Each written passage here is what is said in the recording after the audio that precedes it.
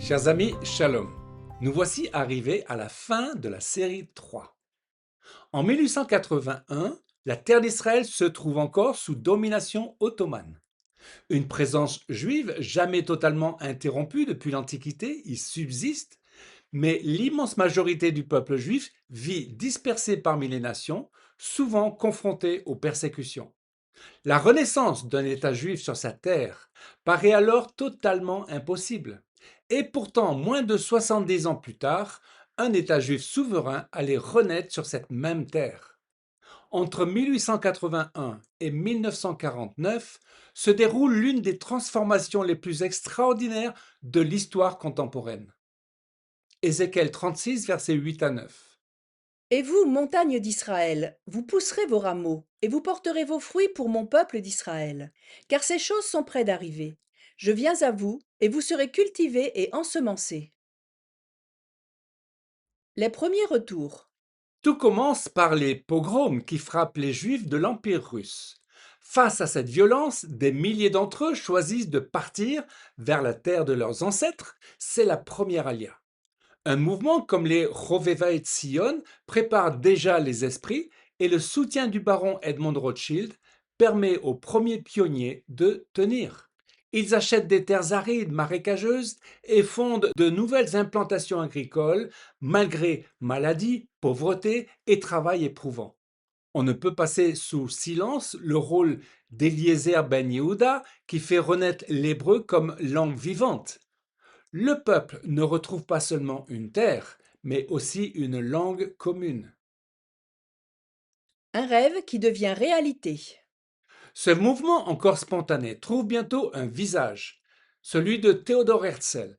Bouleversé par l'antisémitisme européen et par l'affaire Dreyfus, il publie L'État des Juifs, puis convoque à Bâle en 1897 le premier congrès sioniste. À ses côtés se tient une figure moins connue mais tout aussi providentielle, le pasteur anglican William Eschler, l'un des tout premiers soutiens chrétiens de Herzl, qui met ses réseaux princiers au service de sa cause. Son amitié rappelle que dès l'origine, le sionisme chrétien accompagne le sionisme politique. Ce qui n'était qu'une espérance spirituelle devient un projet porté devant les nations.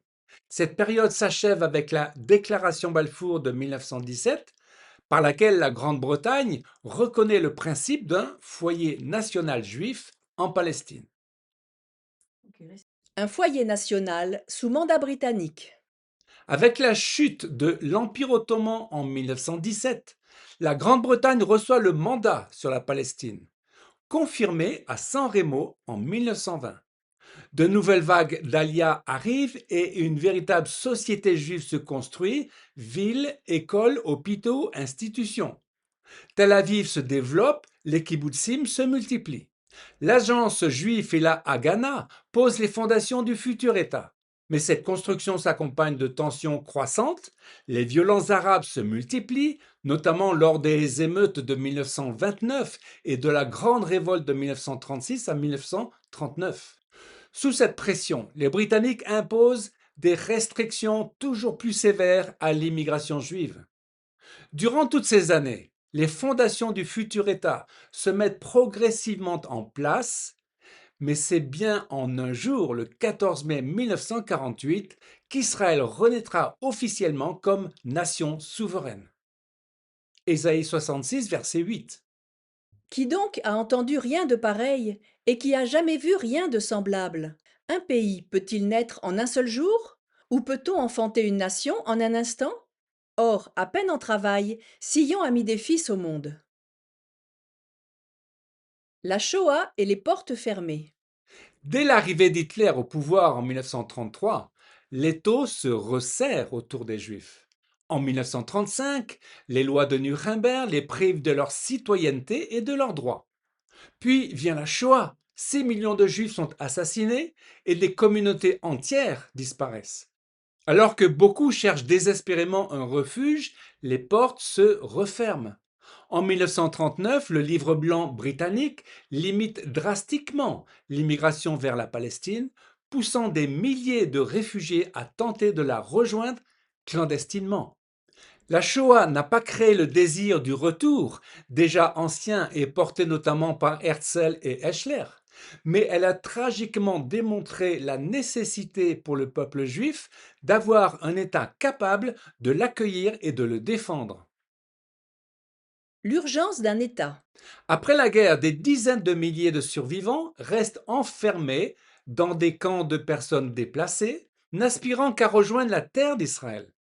Mais la Grande-Bretagne maintient ses restrictions. L'Exodus et d'autres navires de réfugiés sont refoulés, sous le regard du monde entier, tandis que des groupes comme l'Irgun et le Lehri intensifient leur lutte contre la puissance mandataire. L'affrontement s'intensifie jusqu'au vote décisif de l'ONU le 29 novembre 1947 qui initie le plan de partage. Celui-ci prévoit la création d'un État juif et d'un État arabe avec un régime international pour Jérusalem. Les dirigeants juifs acceptent ce principe, malgré ses limites. Les Arabes le refusent. Et les violences éclatent. Naissance et survie d'Israël. Dès la fin de 1947, les milices arabes attaquent les localités et les voies de communication juives. Jérusalem se retrouve isolée et des convois protégés par des blindés improvisés tentent de briser le siège. Avant même la naissance de l'État, les pertes sont déjà lourdes.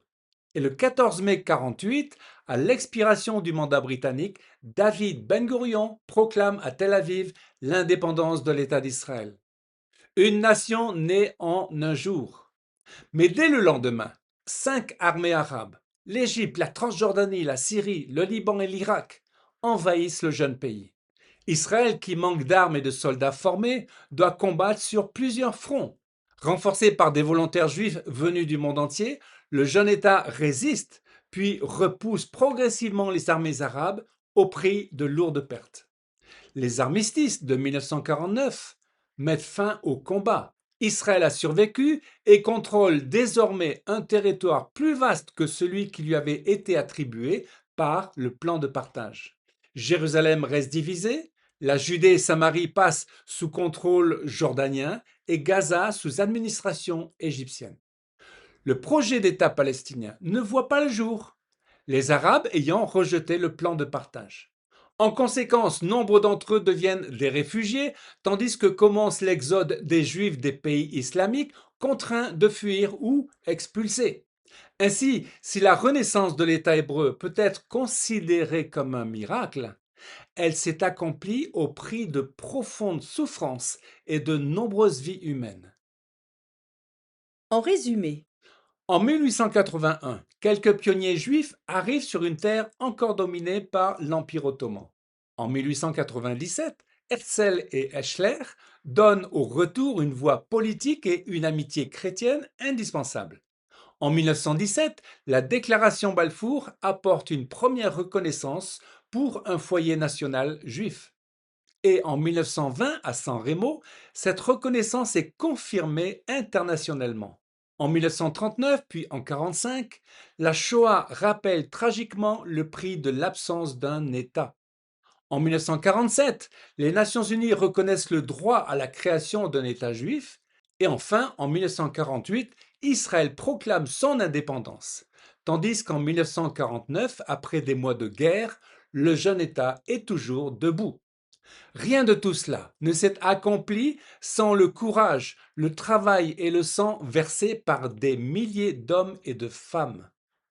Ézéchiel 36, verset 24. je vous retirerai d'entre les nations, je vous rassemblerai de tous les pays, et je vous ramènerai dans votre pays. Comme le rappelle l'apôtre Paul, les dons et l'appel de Dieu sont irrévocables. Cette fidélité que Dieu porte à son peuple, nous la voyons ici se manifester non pas dans une déclaration abstraite, mais à travers l'histoire des hommes avec ses combats, ses larmes et ses victoires. Mais l'année 1949 ne marque pas la fin de l'histoire. Elle marque l'achèvement d'une première étape. Après avoir retrouvé sa terre et son indépendance, Israël va devoir apprendre à vivre, à se construire et à se défendre dans un Moyen-Orient qui n'a pas encore accepté son existence. Amen.